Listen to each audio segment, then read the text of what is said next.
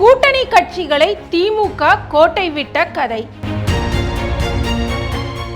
தமிழகத்துல தாவேக ஆட்சி அமைந்த பின்னாடி அரசியல் களமே முற்று முழுதாக மாறி போய் இருக்கு. திமுக கூட்டணியில் இருந்த கட்சிகள் இப்போ கொத்தாக தாவேக பக்கம் மாறி இருக்கு. திமுக தனது கூட்டணி கட்சிகளை பறிகொடுத்தது பற்றி சற்று சுருக்கமாகவும் தெளிவாகவும் பார்ப்போம். கருணாநிதி, எம்ஜிஆர், ஜெயலலிதா காலங்கள்ல தமிழக அரசியல் கட்சிகள் அனைத்துமே திமுக, அதிமுக என மாறி மாறி கூட்டணி அமைத்து தேர்தல்களை சந்திக்கும். அப்பப்ப மூன்றாவது அணி தோன்றினாலும் அது பெரிதாக மக்களிடம் எடுபட்டது இல்லை. இதனால இந்த இரு பிரதான கட்சிகளிடமே கூட்டணி கட்சிகள் நம்பிக்கையோட கைகோப்பது வழக்கமாக இருந்துச்சு. ஆனா ஜெயலலிதாவின் மறைவுக்கு பின்னர் பாஜகவோடு அதிமுக கூட்டணி அமைத்தது. இதனால காங்கிரஸ், இடதுசாரிகள், விசிக, ஐயுஎம்எல் கட்சிகள் அதிமுக என்ற ஆப்ஷனையே முழுசா தவிர்த்தன. பழனிசாமியின் கைகள்ல அதிமுக வந்த பின்னாடி இந்த கட்சிகள் ஒரேடியாக திமுக கூட்டணியில ஐக்கியமாகின. எத்தனை விமர்சனங்கள் வந்தாலும் கடந்த 10 ஆண்டுகளாக இக்கட்சிகள் திமுக கூட்டணியில் விடாம தொடர்ந்து வந்தன. இரு சட்டப்பேரவை தேர்தல்கள், இரு மக்களவை தேர்தல்கள், உள்ளாட்சி தேர்தல்களை ஒன்றாக சந்தித்த இந்த கட்சிகள் இப்போ ஒரேடியாக தாவேக பக்கம் தாவி இருக்கு. ஆட்சி கவிழ்ந்து விடும், ஆளுநர் ஆட்சி வந்துவிடும்னு சாக்கு போக்கு சொல்லி முதலில் ஆதரவளித்த கட்சிகள் இப்போ திமுகவை கடுமையாக விமர்சிக்கவும் தொடங்கி இருக்கின்றன. திமுகவும் இந்த கட்சிகள் மீதான விமர்சனத்தை கூர்மைப்படுத்தி இருக்கு. 2024 விஜய் அரசியலுக்கு வருவதற்கு முன்னாடி திமுக, அதிமுகன்னு இருமுனை போட்டி தான் நிலவியது.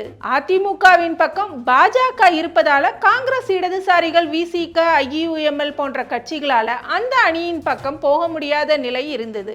இதை தனக்கு சாதகமாக பயன்படுத்தி கொண்ட திமுக 2021 சட்டப்பேரவை தேர்தலில் இக்கட்சிகளின் தொகுதிகளை கணிசமா குறைச்சது. இடதுசாரிகள், விசிக, மதிமுக கட்சிகளுக்கு தலா வெறும் 6 தொகுதிகள் மட்டுமே அப்போ ஒதுக்கப்பட்டது. காங்கிரசுக்கு 25 தொகுதிகள் மட்டுமே கிடைச்சது. பாஜகவின் ஆதிக்கத்தை தடுக்க வேண்டும்ன்ற முழக்கத்தை முன்வச்ச கூட்டணி கட்சிகளை இதற்கு ஒப்புக்கொள்ளவும் செய்தது திமுக. மதிமுக, விசிக போன்ற கட்சிகளை திமுக சின்னத்தில் நிற்க சொல்லி நெருக்கடியும் கொடுக்கப்பட்டது. ஆனா விசிக பிடிவாதமாக தனி சின்னத்தில் போட்டியிட்டது. மதிமுக உதயசூரியனில் களம் கண்டது. உள்ளாட்சி தேர்தலிலும் மிக சொற்பமான இடங்களை மட்டுமே கூட்டணி கட்சிகளுக்கு வழங்கியது திமுக.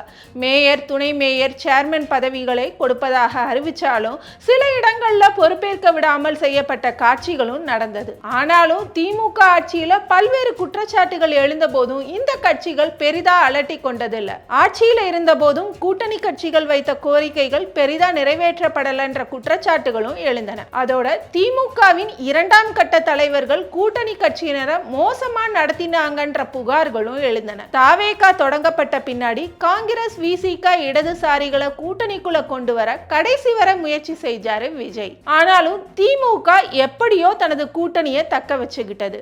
2026 சட்டப்பேரவை தேர்தல் தொகுதி பங்கீட்டுல அனைவரையும் சாராக பிழிந்து எடுத்த திமுக இரட்டை இலக்கத்தில் தொகுதிகளை எதிர்பார்த்த இடதுசாரிகளுக்கு தலா 5 தொகுதிகளை மட்டுமே கொடுத்துச்சு. ஆட்சியில பங்கு என்றெல்லாம் பேசிக்கொண்டிருந்த விசிகாவுக்கு 8 தொகுதிகளை மட்டுமே கொடுத்துச்சு. ஐயுஎம்எலுக்கு வெறும் 2 தொகுதிகள் மட்டுமே கிடைச்சது. மதிமுகவும் 4 தொகுதிகளை ஏற்றுக்கொண்டு உதயசூரியனில் களமிறங்கியது. திமுக கொடுத்த நெருக்கடியில தொகுதிகளே வேண்டாம்னு கும்பிடு போட்டாரு கமல்ஹாசன். தொகுதி பங்கீட்டில் ஏற்பட்ட நெருடல் தேர்தல் களம் வர எதிரொலிச்சது. இதன் காரணமாக திமுக கூட்டணி கட்சிகளிடையே முறையான ஒருங்கிணைப்பு களத்துல உருவாகல. தங்கள் கட்சிக்கு போதுமான தொகுதிகள் ஒதுக்கலன்னு அடிமட்ட நிர்வாகிகள் மற்றும் தொண்டர்கள் தேர்தல் பணிகள் சுணக்கம் காட்டினாங்க. திமுக கூட்டணியின் கடும் பின்னடைவுக்கு இதுவும் ஒரு முக்கிய காரணமாகி போனது. இந்த சூழல்ல தேர்தல் முடிவுகள்ல தாவேக தனி பெரும்பான்மை பெற்ற பின்னாடி காங்கிரஸ் எந்த யோசனையும் இல்லாமல் உடனடியா விஜய்க்கு ஆதரவை தெரிவிச்சது. மரியாதை நிமித்தமாக மு.க. ஸ்டாலினை சந்தித்த இடதுசாரிகள், விசிக தலைவர்களும் தாவேகாவுக்கான ஆதரவை உறுதிப்படுத்தினாங்க. பின்னாடி ஐயுஎம்எல் கூட்டணியில் சேர்ந்தது. இப்போ மதிமுகவும் இணைஞ்சிருக்கு. காங்கிரஸ், விசிக, ஐயுஎம்எல் கட்சிக்கு அமைச்சரவையிலும் இடம் கொடுத்திருக்குது தாவேக. இப்போ திமுக முன்னாள் கூட்டணி கட்சிகளுக்கு இடையே காரசார விவாதங்கள் நாளுக்கு நாள் அதிகமாகிக்கிட்டே இருக்கு. திமுக ஆட்சியில நடந்த தவறுகளை வேறு வழி இல்லாம பொறுத்து கொண்டிருந்தோம்னு கோரஸாக பேச ஆரம்பிச்சிருக்கிறாங்க முன்னாள் சகாக்கள்.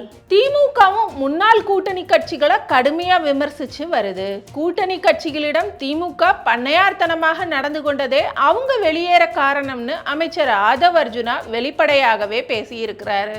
இந்த 5 ஆண்டுகள் மட்டுமல்ல, அடுத்த 5 ஆண்டுகளும் விஜய் தான் முதல்வர்னு அவர் சொல்லி இருக்கிறாரு. வைகோ தவேகா கூட்டணியில் இணைந்துள்ள மற்ற கட்சிகளின் எண்ணமும் இதாத்தான் இருக்கு. திமுகவோடு இப்போ தேமுதிகவும் இன்னும் சில சிறிய கட்சிகளும் மட்டும்தான் இருக்கு. அடுத்தடுத்து இடைத்தேர்தல், உள்ளாட்சி தேர்தல்கள் வரவிருக்கும் நிலையில திமுக எப்படி வலுவாக தேர்தலை சந்திக்கும்னு பார்ப்போம்.